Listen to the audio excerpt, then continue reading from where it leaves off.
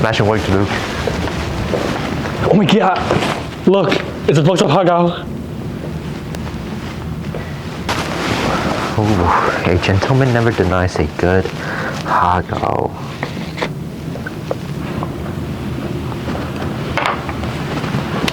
Come on, guys, let's go.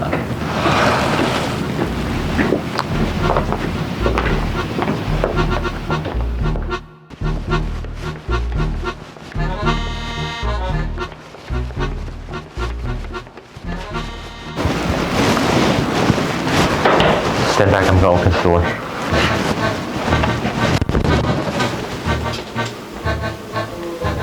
Welcome, Herschel Layton. Who are you? Are you really Professor Layton? Ha ha ha. Yes, of course. Don't you recognize your old friend? I don't know. Something about you seems off. Surely you recognize yourself, Herschel. You put on quite a show. But it's clear to me that you're nothing but a fraud, and I intend to expose you for the imposter you are. Oh, is that so? What makes you think that? I have a pen in my pocket that's either red or blue. Which is it? Bruh, how can I guess that? I'm not a mind reader. I refuse to guess blindly. How can I solve your puzzle without a hint? So, in other words, you have no idea what color the pen in my pocket is. Duh. If you were really me, you would have lived through this very moment before, and therefore you would know exactly what color the pen in my pocket is. Huh? Given your answer, I can only assume that your memories from that crucial event has vanished. Alright, so out with it. What color was the pen in your pocket? There was never any pen to begin with. I had a feeling you were behind this, Dr. Duncan, or should I say, Dimitri Allen. What the? You the guy from the article? Impressive deduction. Does anything ever get past you, Herschel? So you're the one who's been kidnapping the scientists under my name. But why? Have you ever tried to build a time machine all by yourself? It's mad work, bro. And by pinning the blame on you, I can disguise myself as one of those sad scientists who just vanished away. But why me? You could have chosen anyone to be the scapegoat. Oh no, it had to be you. You see, you play a critical part in the completion of my time machine. Or rather, your memories do. What the fuck are you saying? And the best part, I already got what I needed from you. Of course, so that hagao. Oh, so you're finally catching on now, eh? You see, you never really could resist those hagao. Or should I say, hargao. Har. You see, that hagao you ate was a memory recorder. And your memories were important information that I needed to recreate that fateful day's experiment. That day 10 years ago, I lost everything that mattered to me. I'd imagine you know quite a bit about loss yourself, Herschel. Claire. Both you and Annie had interacted with Claire the day of the accident. Using those interactions, I could triangulate the point right before her death. Then why take the risk? There's what you stand to gain. Everything. You see, like you, Herschel, I loved Claire. So you intend to travel back through time to save her? Surely you wouldn't stop me. Nothing can excuse the kidnapping of all those scientists. Not even this, Dimitri. You disappoint me. I would have hoped a rational man like yourself would understand the ends justify the means. I don't see it that way. Alright, so what's your next move then? Turn me into the police? Har. I'd like to see you try. You're mistaken in thinking that I'm here to report you to the authorities. I'm here to put an end to the scheme of the man who dragged my good name through the dirt. The Voorhees Chapel is my stronghold, which means you're on my turf. I only need to say the word, and my men will be coming in hard tonight.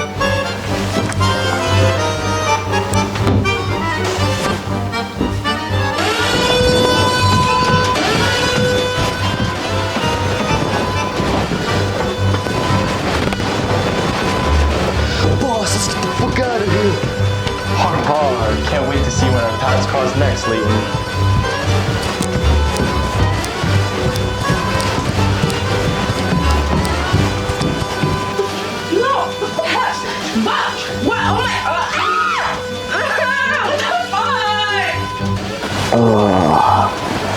Guys, Dimitri rang the alarm. Family members from the area are gonna be here any time now. We need to run.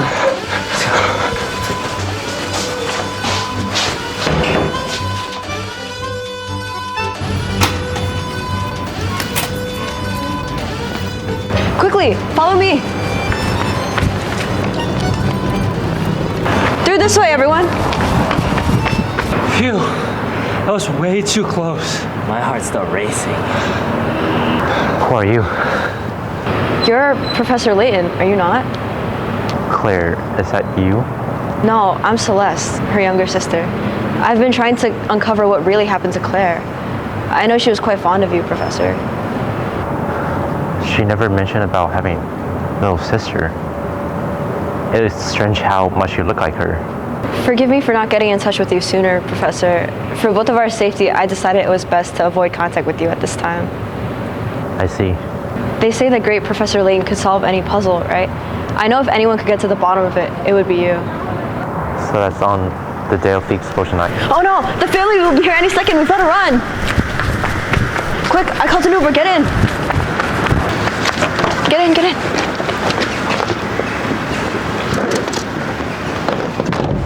Claire, wait. There's still so much more when you talk about. Professor, this town has kept a secret from you so large it defies the imagination. I'll see you soon.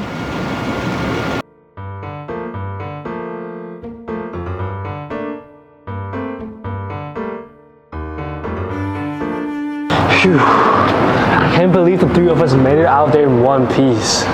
Well, don't let your guard down, Luke. We're still not out of the forest yet. I can't stop thinking about the last thing Celeste said to us. Professor, this town has kept a secret from you so large it defies the imagination. I'll see you soon.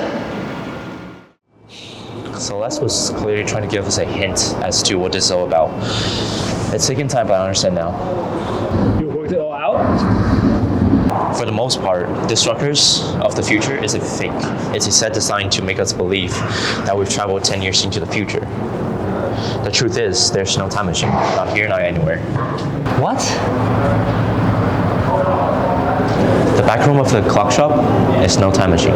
It's simply a lift leading down into the earth. You mean to say we're underground right now? Have you ever heard of a subterranean cavern? What I've seen here leads me to conclude that Dimitri used one such cavern to build his false Rutgers. It's as if we're sitting in one of the largest film sets ever created. What? No way! So this is all Dimitri's plan? Why would he go through such pain to make us believe we're in the future? It seems that Dimitri never gave up his dream of building a time machine. But the task was too large for one man. He needed the support from other scientists, but to keep them working for him, they need to believe that they were in the future. Why? He had to get them to work hard somehow, so he tricked them into believing that they are stuck 10 years in the future. They thought they're stranded, and the time machine would be their only hope of returning home. Oh, that's why they were so willing to follow orders. Now tell me, can you guess where we're headed next? Oh, I was just thinking about it. All the people in white coats we bumped into, those were definitely lab coats. Excellent. Let's think back a bit more. Other than their lab coats, what else do they all have in common? Oh, of course. They all smell like boho bao. That means they must have come from a place that sells it. But where? It's been a working theory, but I believe this research center is in the Tatan 10.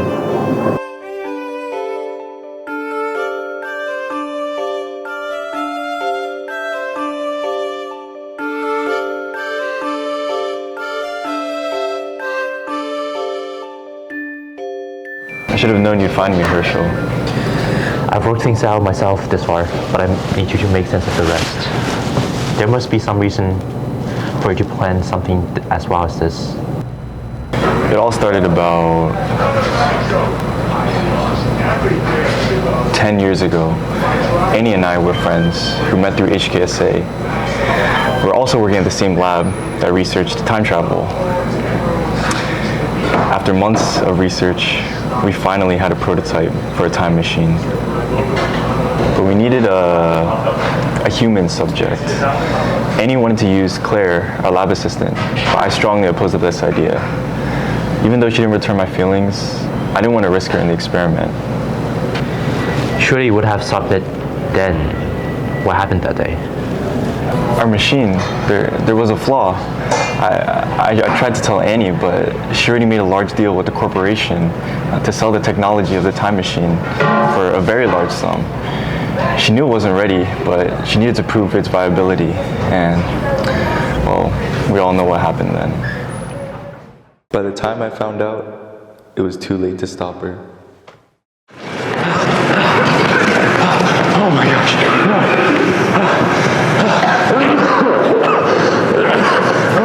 This can't be happening right now. Oh my god, is that Claire? No. Oh my god. Claire, wake up. No.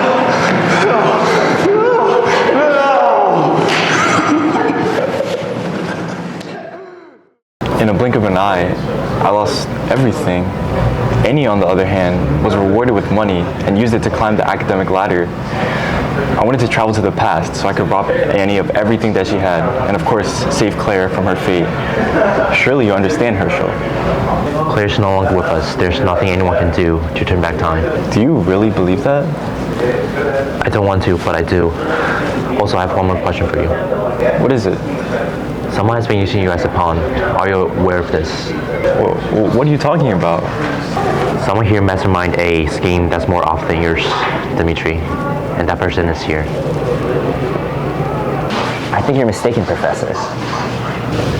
No, there's no mistake here. There's no point hiding it anymore. Luke, or should I call you by your real name? Clive. Since we're not in the future, your story is the only one that falls apart. It took some time to put together the pieces of your plan. What is he talking about, Clive? You had your true intention hidden from everyone, Clive, even your partner, Dimitri. What are you saying, Herschel? Clive was planning for a revenge on a massive scale, and you were nothing more than a pawn, Dimitri. Tremendous work, Professor. You got me. Clive, you were living next door to the lab that exploded 10 years ago. 10 years. You were just a child back then. That blast demolished half of the building that you lived in. In just a split second, you lost both of your parents and your home. You were lucky enough to be adopted by a kindly, rich, old woman who passed away 5 years ago, leaving all her fortune to you. Obsessed with thoughts of revenge, you befriended Dimitri and convinced him to continue his research on the time machine. What? Then you used your inheritance to set up this underground fake Ruffers. Without Dimitri knowing, most of your staff are not even working on the time machine. Clive secretly reassigned many scientists to work on a different project. You wanted to go back to the past to stop Vienne from founding HKSA. What? Is that true, Clive? And I thought scientists were supposed to be observant. You see, some may see it as revenge, but I prefer to think of it as justice over simple-minded scientists and corrupt politicians. Listen to yourself, Clive. You Don't try to stop me, Layton. I watched as my parents, my home, everything I once loved burned down to the ground while these scientists get to start anew. I had no choice but to destroy everything Dimitri and Annie once loved. Their community, their home away from home. No, Clive. This conversation is over.